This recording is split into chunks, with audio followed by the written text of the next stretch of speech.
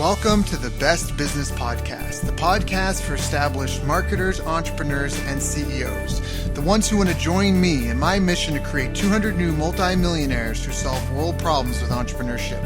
If that's you, then this podcast was created to give you access to the tools, training, strategies, and tactics you need to achieve multiple seven-figure profits as soon as possible. This world needs the best business you can build, so please get ready, open your mind, believe you can do this, and let's build a better world together for future generations.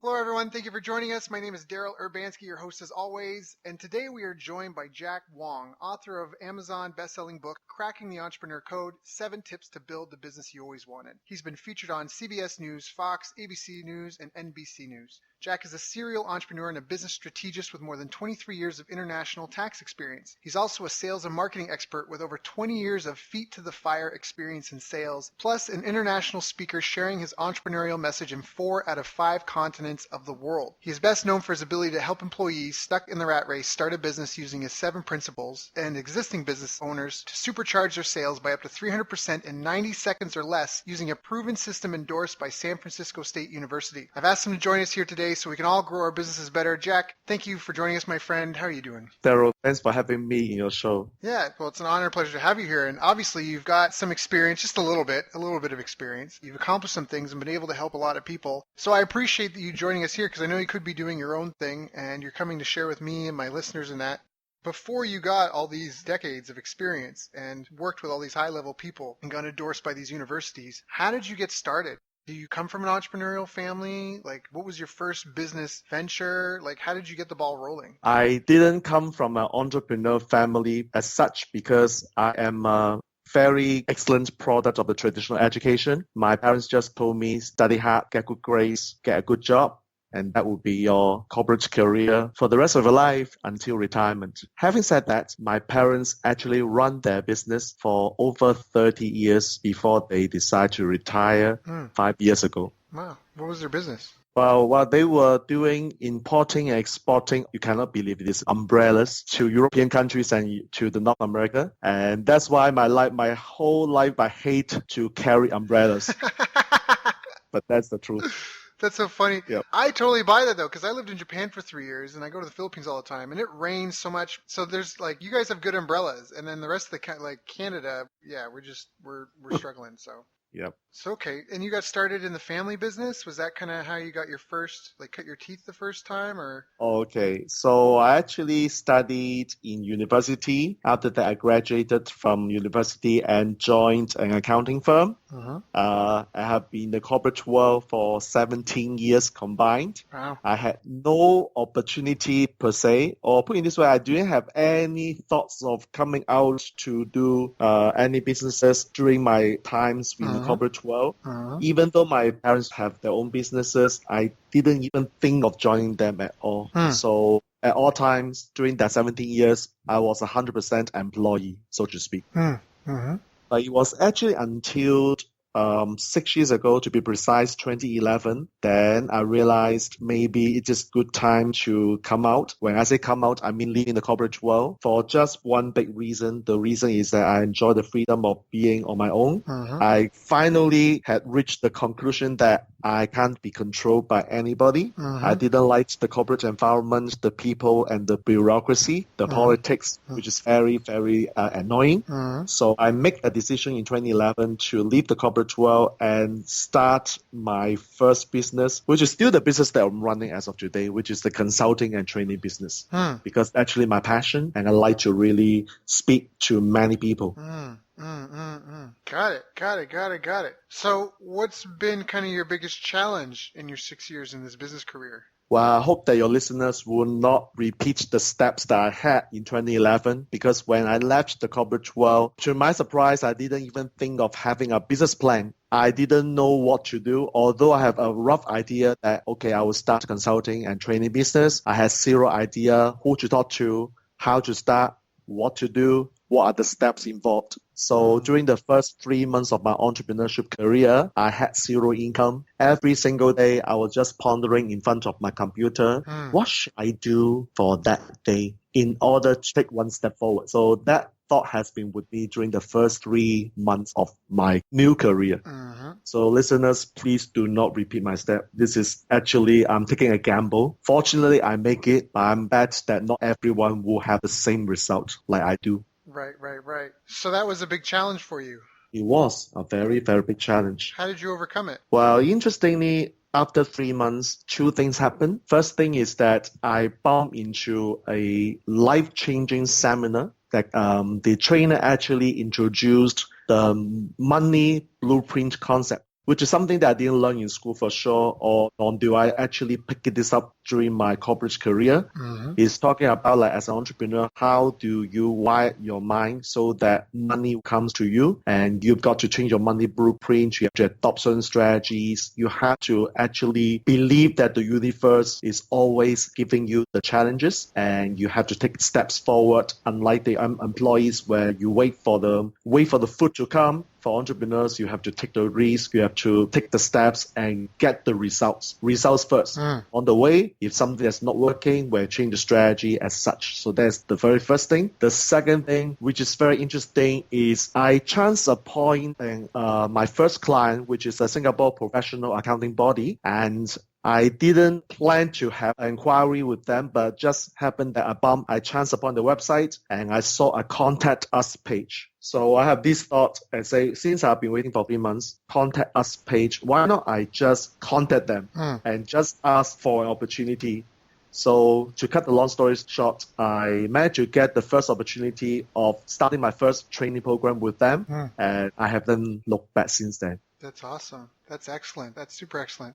So you really hit something on the nail. That business is about results. It's about getting things done. I think you totally step into a new world as an entrepreneur. You get out of the world of clock in, clock out, and just hang out. Like most employees, a lot of employees, there's a lot of great people out there that love their jobs and are fantastic employees. So by no means do I mean to discredit any of them. But there are a significant number of people that, steal inventory. They spend their time, the hours that they're at work, chatting with friends on Facebook and things like that. Like they're just there to, I'm just going to hang out, do what I'm told. And there's no initiative. But you can't have that mentality as a business owner. You can't be like, I'm just going to hang out. Like a lot of people get paid for presence, not for performance. Yep. And I think that that's the exact opposite. In business, you get paid for performance, which is all about results. So what are some of the top results getting activities you feel for any business? Well, for result-wise, I have started the first training program with this accounting professional body in Singapore. And since then, I have been able to introduce more and more programs for them, training accounting professionals over about 3,000 to 5,000 people. Wow. And creating a lot of awareness of how the tax structure or planning ideas can work in Singapore context. My job, because my whole life I am a tax specialist, so I have been able to share my tax expertise with lots of people in Singapore. And some actually, because of listening to just one tip, were able to save 6 figures or 7 figures in their tax matters. Well, yeah. So what are some of the things that business owners need to be aware of? Like, those are fantastic results that you've gotten, but what as a business, what are some of the results getting things that they need to focus on? If I have a business or if I'm someone listening to this call, how do I differentiate productivity from being busy and active? Okay. So I think one thing that I would recommend is really to have a business goal. When I say business goal, it means that every single day I have to take action, as I said earlier, but ultimately, what is the underlying goal that I'm getting? It's like when I start a business, I'm not here just to make money. Obviously, money is important. I cannot deny that. Having said that, we as human beings have a bigger agenda behind. So the question, as I shared with one of my friends this afternoon, it just happened that way. He said he's basically looking for money in his business. I said, are you sure you're just making money? Do you know why do you do this business? Why now? And why are you doing what you're doing? So I guess for listeners, if you know exactly why you're doing what you do and you believe the process and you just take action every day, money is never a concern. It will come. But if I'm just focusing on money, what's the difference between human beings as compared to a bee who is going to the flower for pollination every single day? I love that. In fact, I'm actually I'm living with some of my cousins and supporting them for a little bit. And I had a conversation with one of them yesterday about that sort of thing, that like I said, I recommended 5 and 2 or 6 and 1. Like for 5 days a week, I know you don't have full-time work and you're trying to find work, but I think that, putting out sending a couple emails, like basically doing an hour worth of work isn't going to get you those results fast. And as was obvious in the conversation, it's been a long time and this person's still been looking. And I'm like, but if you put in full-time hours into finding full-time work, I guarantee it'll come to you. You know what I mean? And that's where I think where you're saying the same thing. Don't just be focused about money, but be focused on the task and even just helping people. Like be out there and doing it. I think Elon Musk is a great example of that. He's like, I think he was Tesla. He's like, Tesla's not a good investment as an investor because, we're not there to try to milk every dollar out of the market that we can. They're striving for excellence. I actually think it would be a great investment vehicle because they're just out to be excellent and change the world. And like you said, they've got a mission and a purpose and a reason why they get up. I think a lot of people forget that all a company is a group of people solving a problem of another group of people with a product or service. Exactly. Entrepreneurs are here to solve people's problem, which exactly is why we are doing what we are doing. Yep. And problems are markets, not a demographic. People get that backwards all the time. A problem is the market.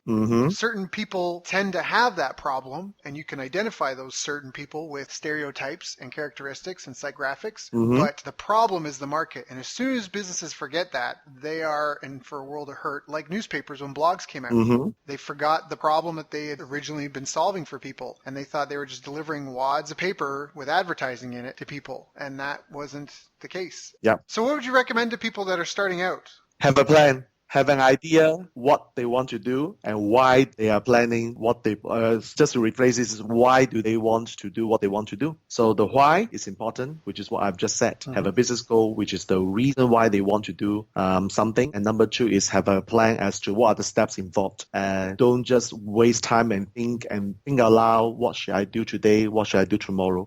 If you can have a good navigator that will guide you along so that you know what action you have to take each and every day. So that is a number 1 recommendation. That's awesome. Now, what do you see a lot of mistakes entrepreneurs making when they do that? They make a plan. They're like, all right, I got a plan. I'm going to change the pizza world. I'm going to change the hockey equipment world. I'm going to change the insert category or market or problem, pain point here. On that journey, what are some of the biggest mistakes you see your clients and other entrepreneurs making? Well, recently I came to this realization that some entrepreneurs are just stubborn. Why am I saying that? It is because they think they know what to do, and the 3 most dangerous words they have is I know that. And the moment say I know that, it means we are not open to other people's ideas. So I continue doing what I do, and because I keep saying I know that, and when things are not working, then what do we do? Because I know that, it's okay, I will continuously spend my sweet time to figure out things that I do not know, even though I say I know that. So the mistake can be rectified just for one simple trick, that is stop saying I know that. Instead, say I'm open to new ideas. I'm open to new suggestion, and seek feedback from other people who may have done this before or have experience to help you, and that will save your learning curve and time, because we all have 24 hours a day.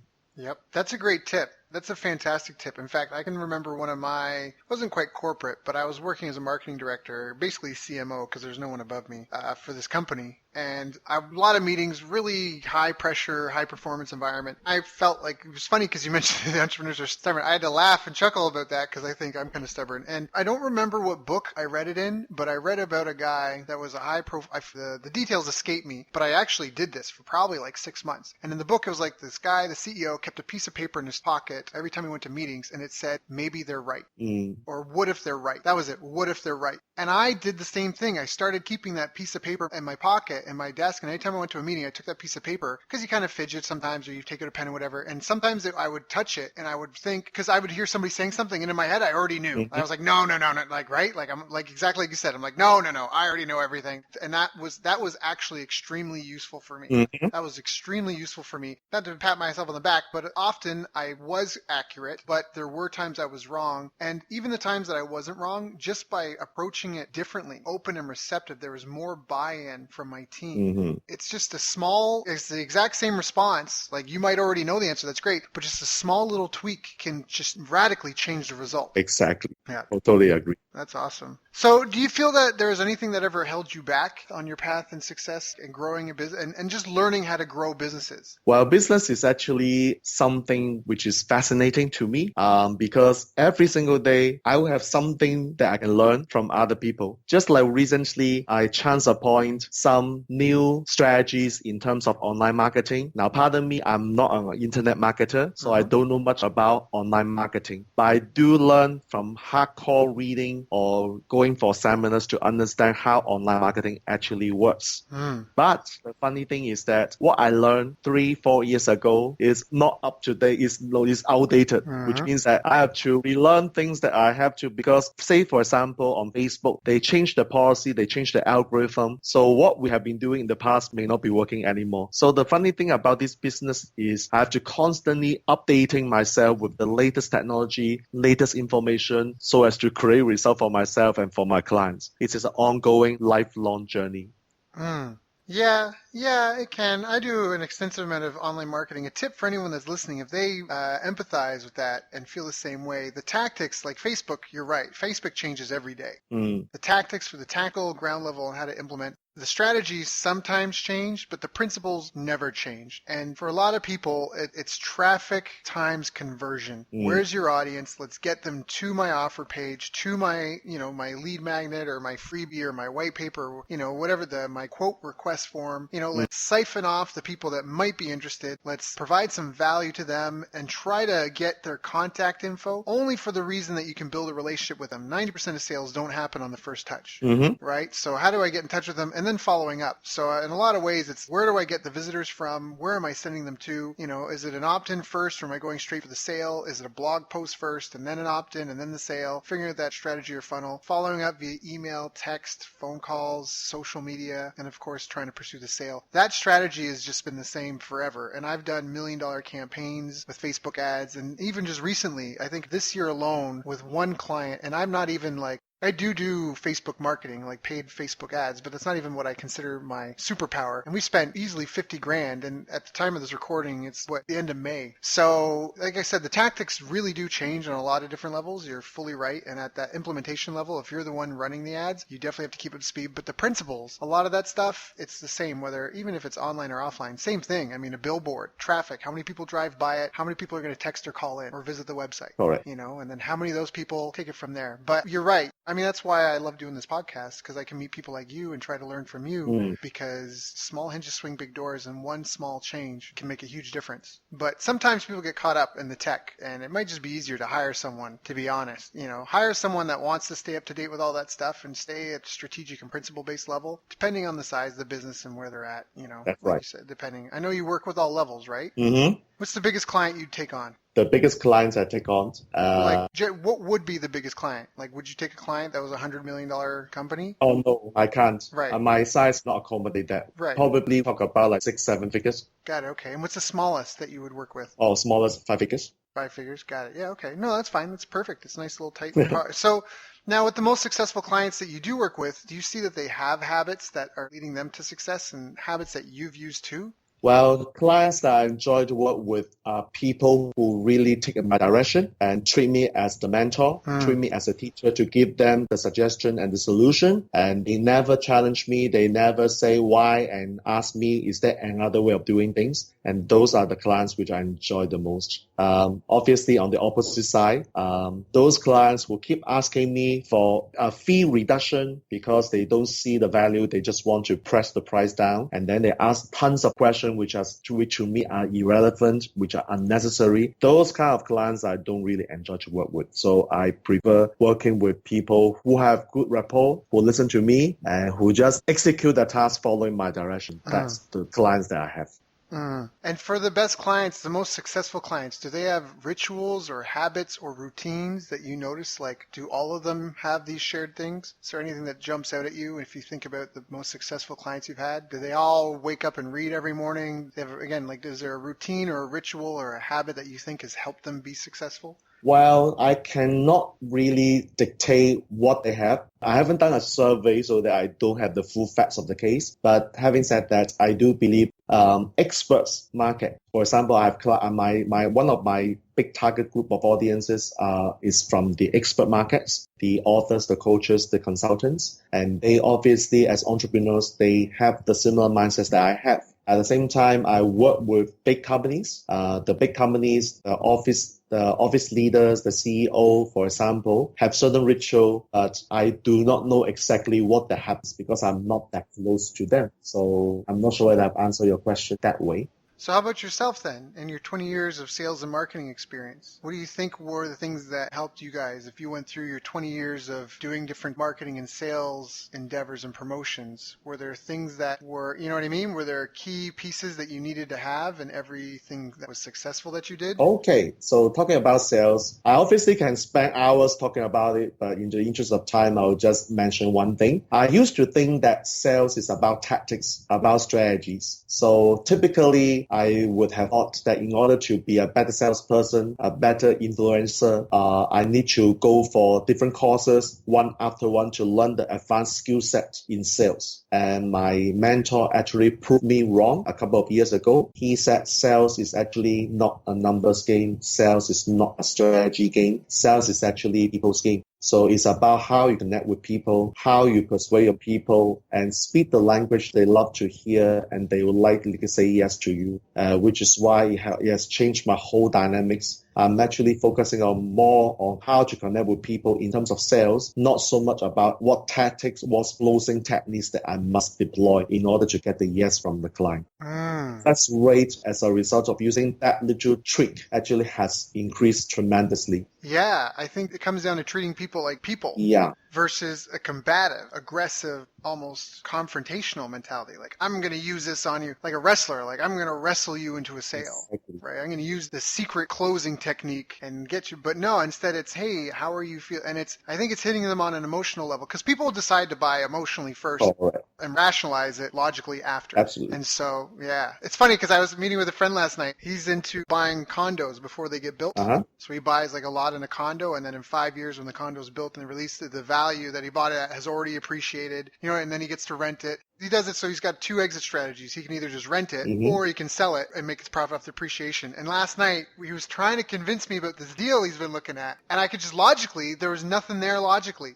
There was nothing there logically. We were talking about it. He's like, yeah, but it sounds like the unit's being sold $40,000. He's getting a $20,000 discount, but it's being sold for $40,000 more than market value right now. And, and the rent, it's got to stay with inflation. And even then, he's got to maybe be able to charge a premium because it's on the 45th floor. Like, do you know what I mean? Like, I'm like, dude, I don't know. And he's like, yeah, I don't know. But then he'd come back to it. And I'm like, logically, it's a note like, from the logic you've given me, keep looking. You know what I mean? You already got a couple properties. You're not hungry. But he was like, yeah, but, and I could tell he was wrestling with it emotionally. And so that's such a valuable point that you shared, because people will make up reasons why they need to buy your product if you connect with them on an emotional level. And a lot of that is connecting and validating them, making them feel heard. It's addressing the undisclosed pain or frustration that they're experiencing. One of my mentors said, everyone's living desperate lives. If you don't think so, you just don't know what they're desperate for.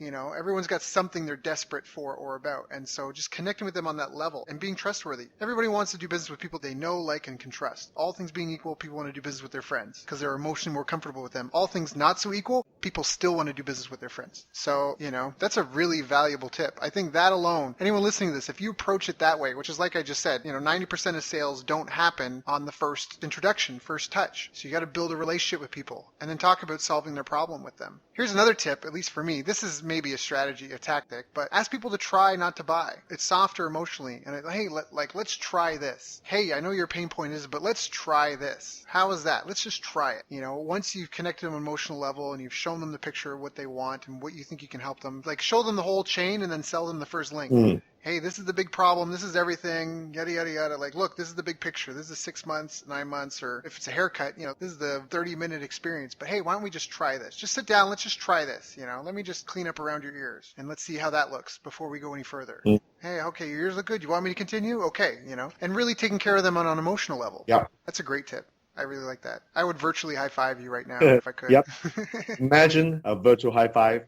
Yeah, there we go.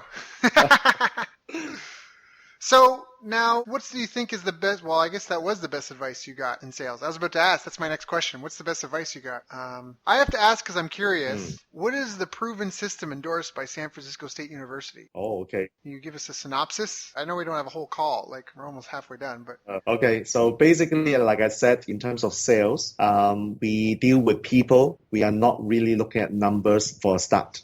So this is actually a system that we in our community are using.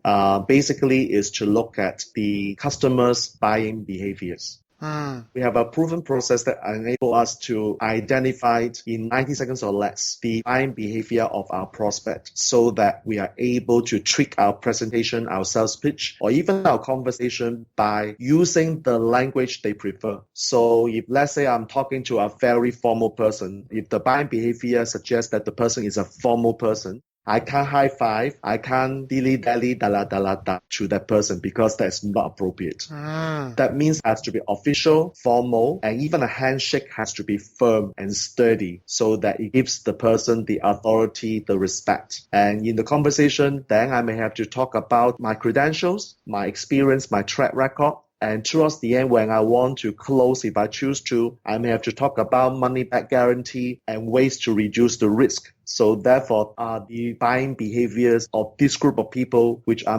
will be consciously using their language to negotiate and close the sales. So that's the system that I've been talking about. In summary, there are actually different buying behaviors, and we have the flexibility to be able to tweak our presentation, our pitches in the way we have to, because we talk to different people every day. Right. If I have just one presentation or one style of pitches, it will not work for all people. Right. I'm able to only close a small group of people, and therefore this system allows us to talk to all different types of people, and that's how we are able to get yeses from more people and increase our sales by up to 300%. That's awesome. So how many different buying behavior profiles are there? Are there a lot? Are there like 50 or are there just a handful? Just 4.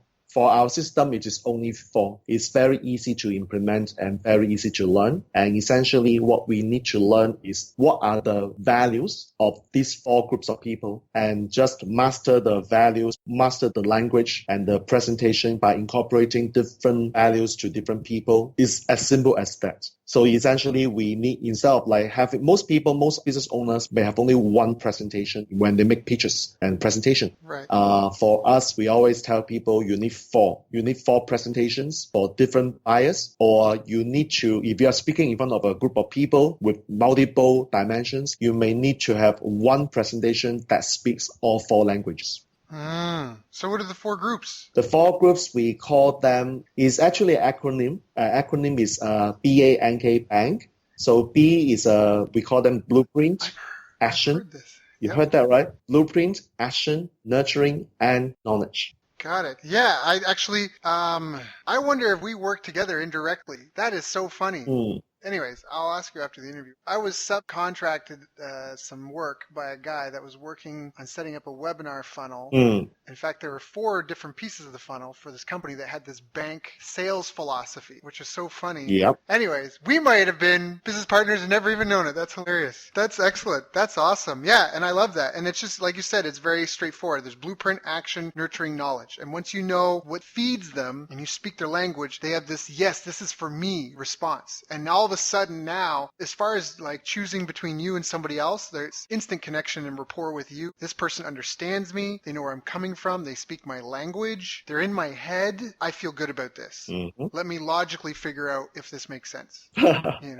Yep. That's excellent. That's a great tip. That's a writer down. People might want to re-listen to this interview a couple of times. If you don't have a pen, I'm always telling people, get a pen and paper. I don't say at the beginning, maybe we should start. But there's been some great gems in this. You definitely want to write those down. Is there a magic room? Are we going to hang up Jack off this call and you're going to go, okay, Daryl, now that everyone's gone, here are the real secrets. Like, does that exist? Or is this the real stuff right here? It's real stuff. Right here. Right. So the people listening, you should feel a spike of engagement right now and excitement because you're getting the real secrets that lead to hundreds of thousands and millions of dollars in sales. Again, there's no magic room. You're being empowered with the knowledge in this interview and others. And so all you have to do is go out and execute. And so that's awesome. That's so awesome. That's a great tip. I love that one too. You're welcome. So now let me ask you, I guess, like, what do you feel the future trends of this industry are going to be as far as like helping business owners grow and even business owners trying to communicate with their prospects? Where do you see the future going? Well, in terms of communicating with prospects, there will be a group of people who will be stubborn, like I said earlier,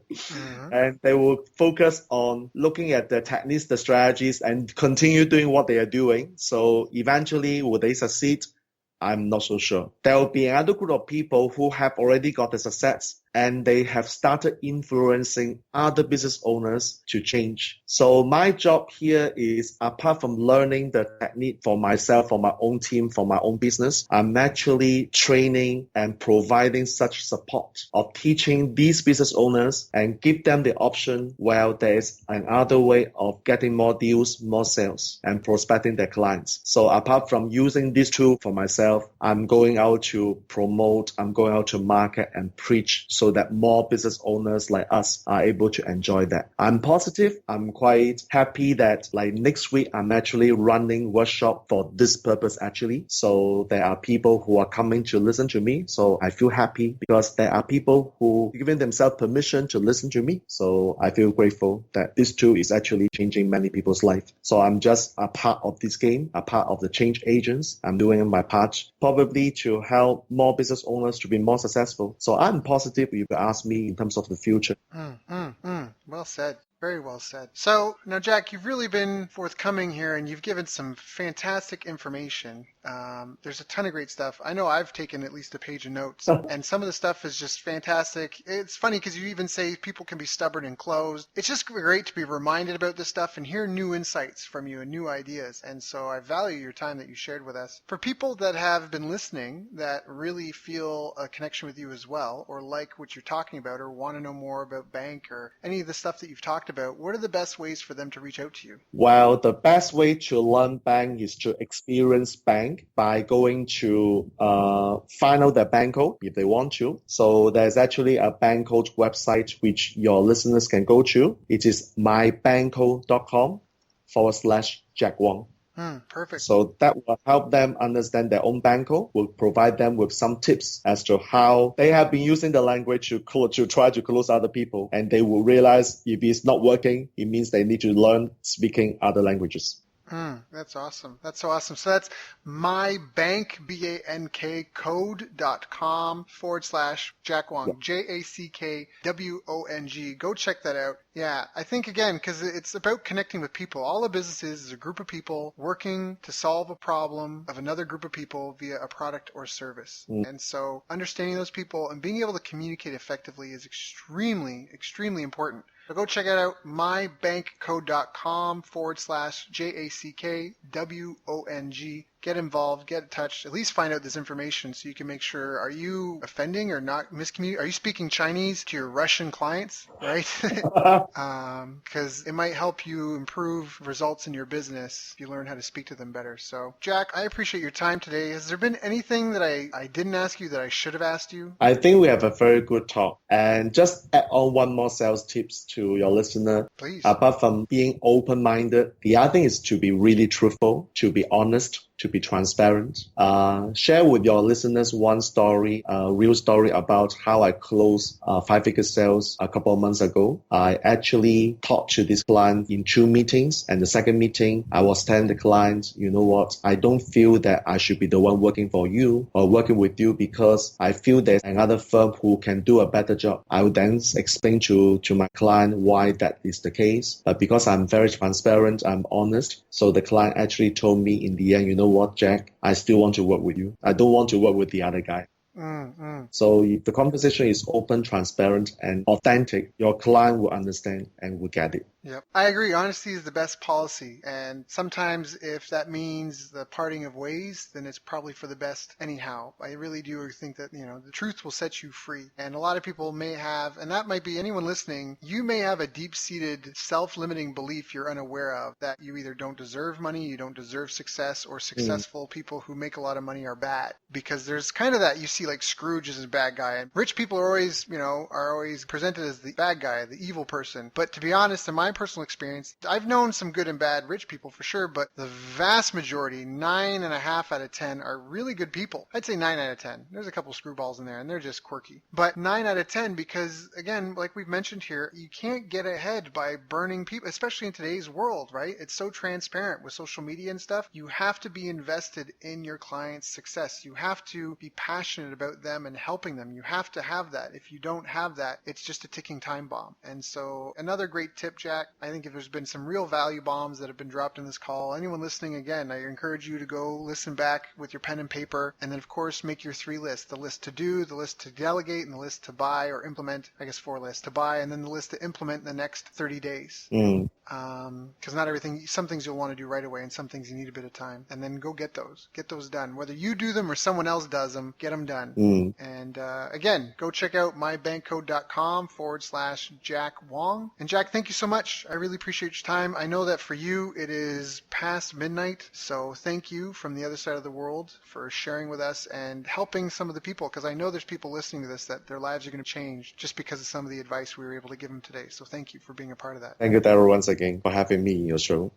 You've reached the end of our interview. Now, first, let me thank you for listening. I appreciate and respect you more than you'll ever know. And now I'd like to ask you a couple of questions. First, what 3 lessons did you just learn? What 3 aha moments just jumped out at you? Second, what can you implement for yourself and your business in the next 24 hours? Third, what can you give to someone else to help you with, or give to them to just do it for you? Whatever it is, remember, taking action is the secret sauce to results. Now, if you think this interview would be helpful for a friend, please give them a link to it. It'll help them and it'll help me too. I'd also like to invite you to help me find out more about the challenges you're facing, your dreams, your goals, and how I can help you overcome what's holding you back.